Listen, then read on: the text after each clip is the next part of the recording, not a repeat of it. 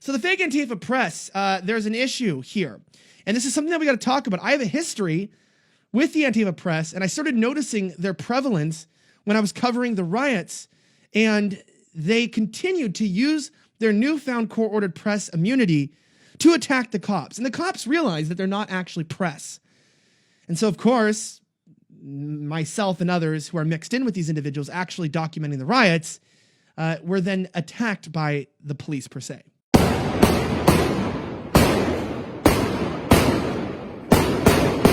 And then this is what people do. They go, oh my gosh, look at this. The police, they're throwing flashbangs. They're trying to disrupt us. I can't do this anymore. They're trying to disrupt us. They're trying to attack us. Look at the police. The police attacks the press. And you start getting bills like this one in California, which is SB 629, which would make it a misdemeanor for law enforcement to intentionally obstruct, detain, assault, or otherwise prevent the press from covering such events, according to a news release from McGuire's office. And it sounds so good. The big bad police are attacking all of these really nice people. But then it turns out they're not actually press. They're just transgenders with 5 o'clock shadows LARPing and putting us all in danger. Right before that video was shot of the police, I would say attacking us, quote unquote, look at what the press was doing, throwing tear gas canisters back at the police. I mean, who does that? Not real press.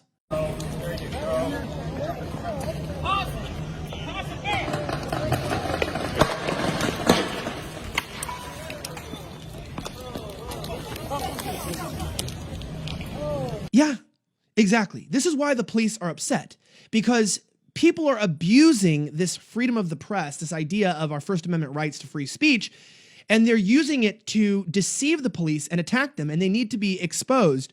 Well, one article was written by Harvard Research for MIT that identified the dangerous press that are out there. And no, it is not what you're thinking. It's none other than me and Andy. No. Wow. Who would have thought, with all of these dangerous press attacking police, getting arrested, causing problems, governments shilling for them, it's not them who's the danger at the riots.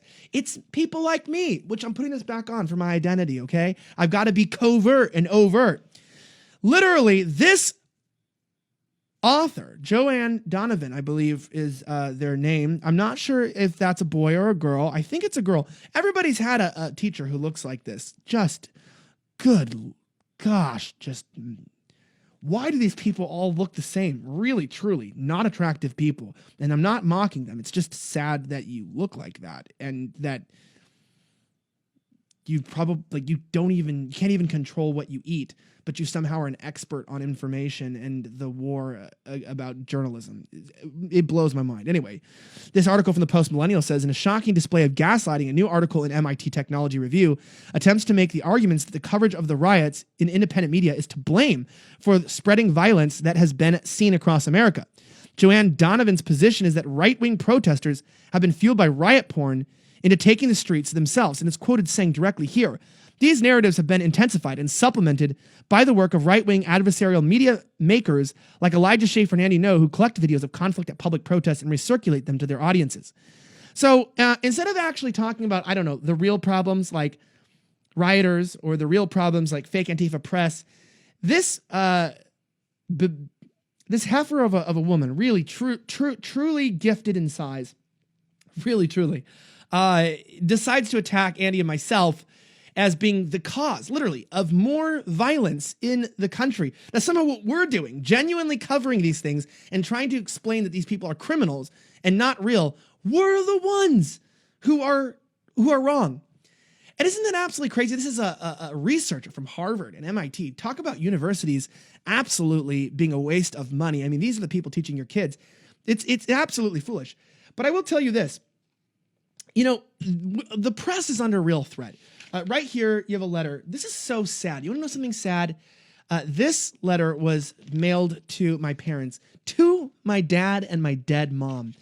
Disrespectful to send mail to somebody's dead mom. This is actually pretty disgusting, but I'll tell you this. It's from me. That's my middle name, Daniel, in case you didn't know. Elijah Daniel. It doesn't have a return address. And it was mailed to my parents.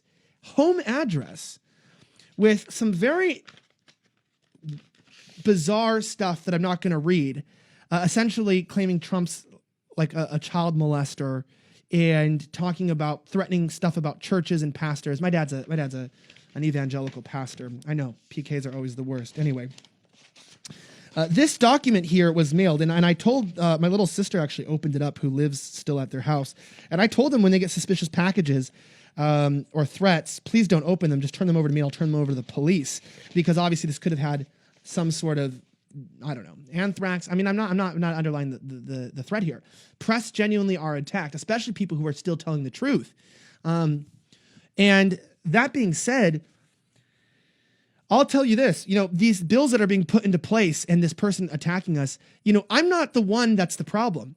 All these press complain, oh my gosh, you attacked me, you pushed me, you threatened me. That's not what real press do.